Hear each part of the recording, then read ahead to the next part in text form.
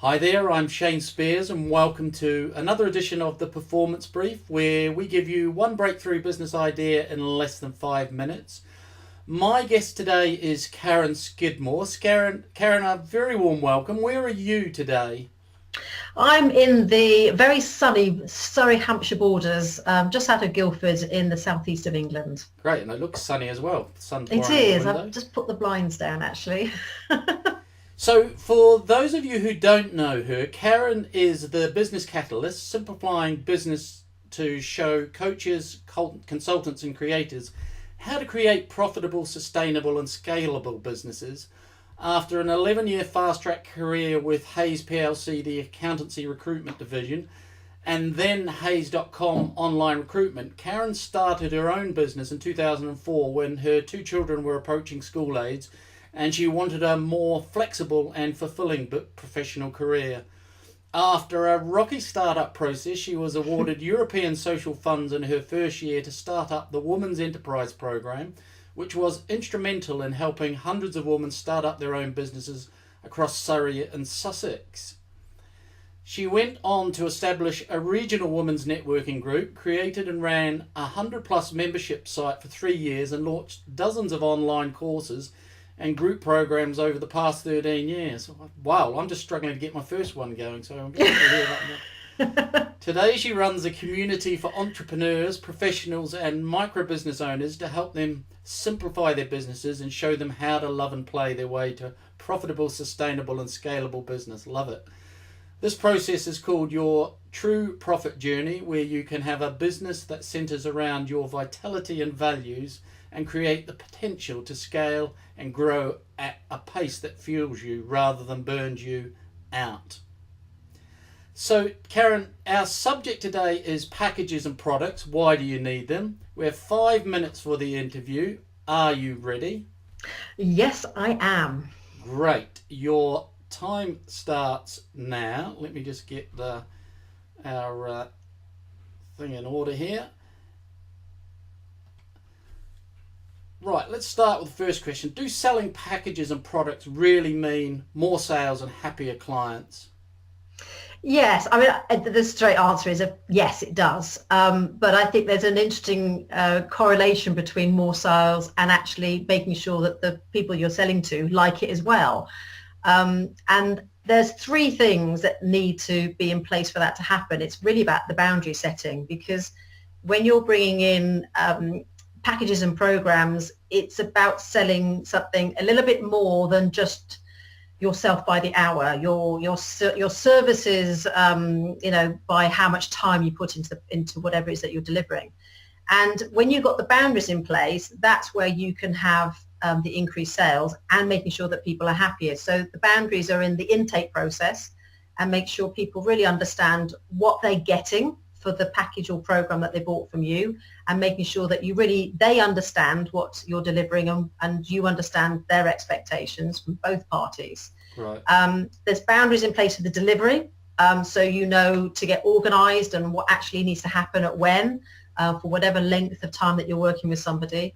And there's got to be some reviews as well, making sure that whether you'd have a review process halfway through the program or towards the end of the program, just don't leave it towards the end.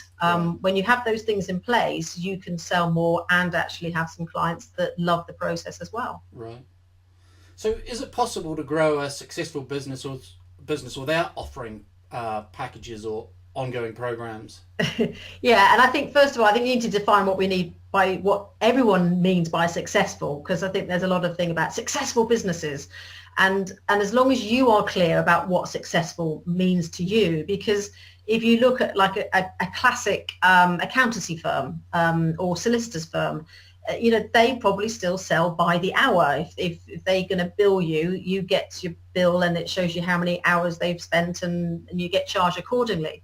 But a lot of those traditional firms rely on word of mouth, or probably just like a couple of marketing pillars, search engine optimization, or they might even do pay-per-clicks. Depends how advanced they actually are. But most businesses do not have that structure in place. So when you do not have that traditional solicitors or accountancy approach, you have to be thinking about, well, how can you actually get that value? And it's about thinking about your track record of conversion as well. Right. If you're selling by the hour and your conversion rate is not that good, you're going to have to speak to an awful lot of people to be able to have the revenue come into your business. Right. But first, get clear about what you mean by success, because yes, anything is possible. You know, you don't. It's not written in the holy Bible of business that thou shalt only sell by prices of packages and programs. Right. But the reality is that it is very difficult not to be able to grow a business until you can get beyond that pay by hour. Okay. So if someone is only selling by the session, hour or day right now, where would they start if they wanted to create their first package, program or product? Yeah, it does get a bit of a minefield, and you know, big philosophy of mine, one of my core values is keeping things simple. So to begin with, the easiest way of looking at it is actually bundling up what time you do spend with somebody. Usually what happens is there's always going to be a start point and there's going to be a finish point. It's very rarely, and I was thinking about this the other day, about who can actually cure all of their clients' problems in the space of 1 hour or one session. And it's, you know, whether you're a hypnotherapist that helps someone stop smoking, but that's probably about it. The rest of people, it takes time. There's a process, there's the transformation, there's the work that needs going on, whatever you're doing, consultancy or therapy or whatever it is. There will be a process. You start somewhere and you finish there. Yeah. And it's about deciding, well, how long do you want to work with somebody? What boundaries you want to put in place, and bundle it up. And usually it's a 5 or 6 sessions over 2 or 3 months is a really good place to begin. Yeah. And see how it goes. See how you like to work with somebody and how long you want to be committed working with the client, because it's a bit of a marriage. You have to want to work with that client. The last thing you want to do is tie yourself up for a year-long program and then can't stand him 2 months in. So just finally then, Karen, how's selling high-ticket packages different to selling regular price packages, and what sort of businesses can sell high-ticket? Yeah, and I think this is high ticket is a funny old phrase, and I see a lot of people using it and kind of getting a bit scared of the whole process. But one of the points of selling prices and packages and programs is it means that you can sell at a higher price point. You can be more profitable for your business, and likewise, it can be more beneficial to your client. It is supposed to be a win-win situation. It is not an opportunity to screw the client for all you can get. It is very much of a it's profitable for you and it's profitable for the client, which means that your price bracket starts going up. And when people start thinking about their pricing, often it's all the inner turmoil starts coming into play. Am I worth that amount of money? Oh, I can't charge that. My competitors charge that. It's all the I tend to call it inner shit, so apologies for using a swear word, but that's exactly what goes onto our heads. So it is not, we have to deal with the inner stuff that's going on, but it's not just as simple as tripling your prices. You know, if you look at classic example, hotels, Travelodge and Hilton.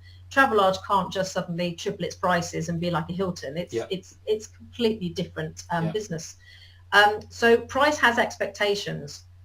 So it's about really thinking about what your client's expectations are for the results they're going to get from working with you, and really thinking about making sure that price there is reflective in it. And most people undercharge when they first start looking at packages and programs, and they talk themselves out and think that actually having a cheaper price will make it easier to sell. And actually it doesn't.